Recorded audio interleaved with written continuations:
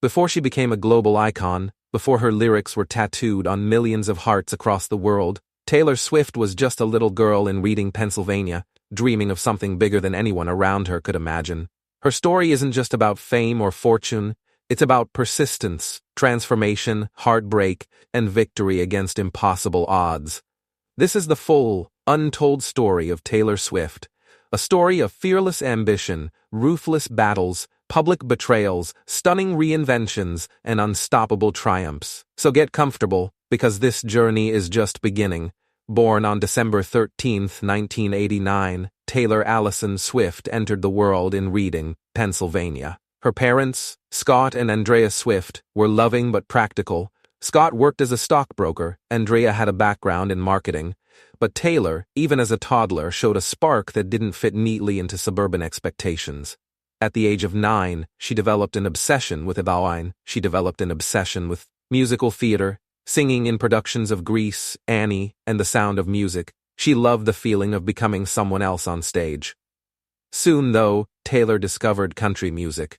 Listening to the likes of Shania Twain and Faith Hill, she felt a different pull, a more personal connection.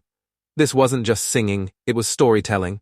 At 11 years old, Taylor traveled to Nashville with a demo CD of karaoke covers, determined to land a record deal.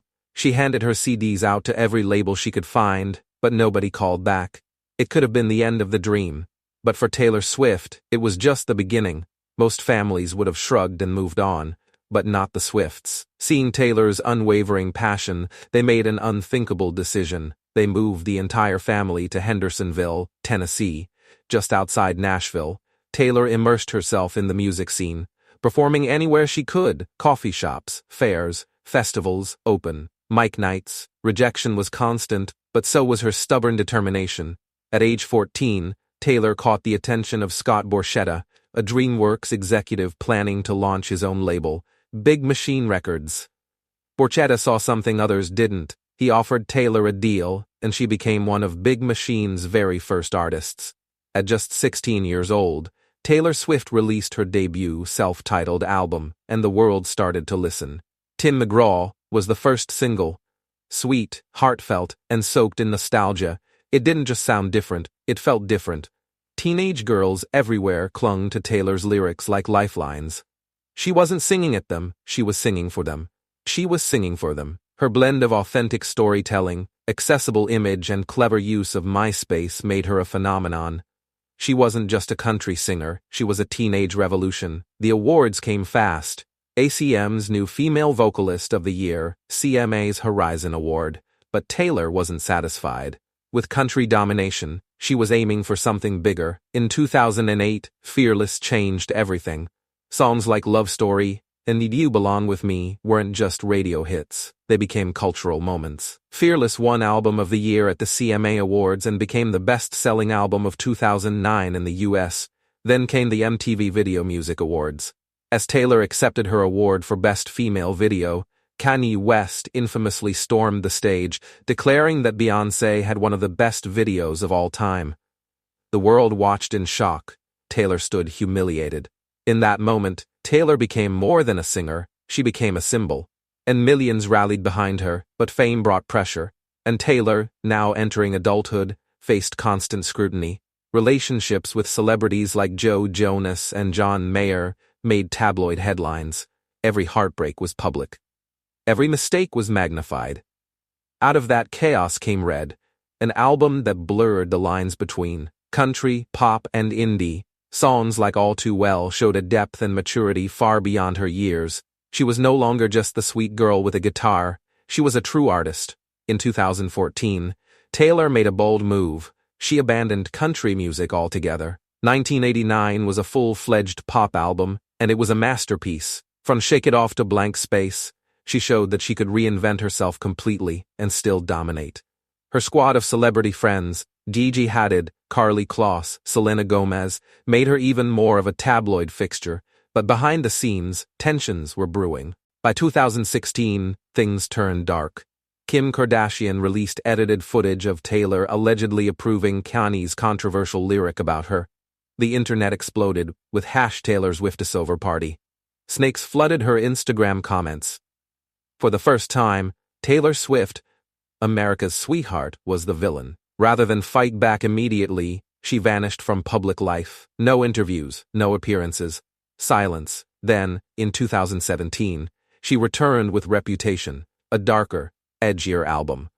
She wasn't asking for forgiveness. She was reclaiming her power. By 2019, Taylor was ready to step into the light again. Lover was a vibrant, romantic album filled with optimism, but behind the scenes, a devastating battle was underway.